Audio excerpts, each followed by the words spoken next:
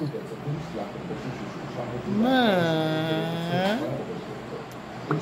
মা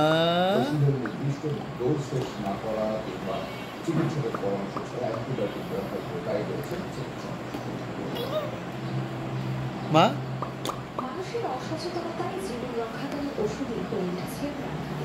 ওষুধের দাবি ব্যাকটেরিয়ার সংক্রমণ ঠেকাতে অ্যান্টিবায়োটিকের মাত্রাতিরিক্ত ব্যবহারে বিশ্বব্যাপী মৃত্যু হচ্ছে লাখো মানুষ।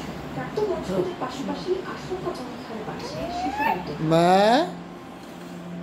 অ্যান্টিবায়োটিক ব্যবহারের মূল উদ্দেশ্য হলো দেখো এদিকে দেখো কাজ করতে গিয়ে অ্যান্টিবায়োটিক রোগ সৃষ্টিকারী অণুজীবের পাশাপাশি ভালো বা উপকারী ব্যাকটেরিয়াগুলোকেও মেরে ফেলা। অন্যদিকে অ্যান্টিবায়োটিকের ডোজ সম্পন্ন না করা সহ বেশ কিছু কারণে ব্যাকটেরিয়া আগে থেকে অ্যান্টিবায়োটিকের কার্যকারিতা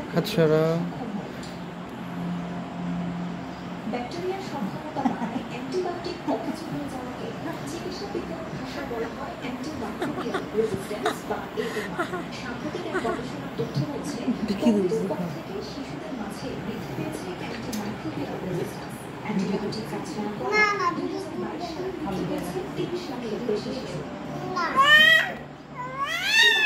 রেজিস্ট্যান্সের ঝুঁকিতে সবচেয়ে বেশি দক্ষিণ পূর্ব এশিয়া ও আফ্রিকার দেশগুলো। চিকিৎসকদের মতে 2019 থেকে 2021 সালের মধ্যে দক্ষিণ পূর্ব এশিয়া ও আফ্রিকায় ওয়াচ অ্যান্টিবায়োটিকের ব্যবহার বেড়েছে 107% পর্যন্ত। অথচ এই অতিরিক্ত ব্যবহার অ্যান্টিমাইক্রোবিয়াল রেজিস্ট্যান্সের ঝুঁকি বাড়ায়।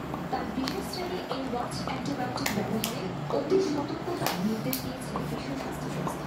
এর একই সঙ্গে আপনারা দেখেন একটা মানুষ জামা গাইতে না, সব সময় জামা ছাড়া থাকে।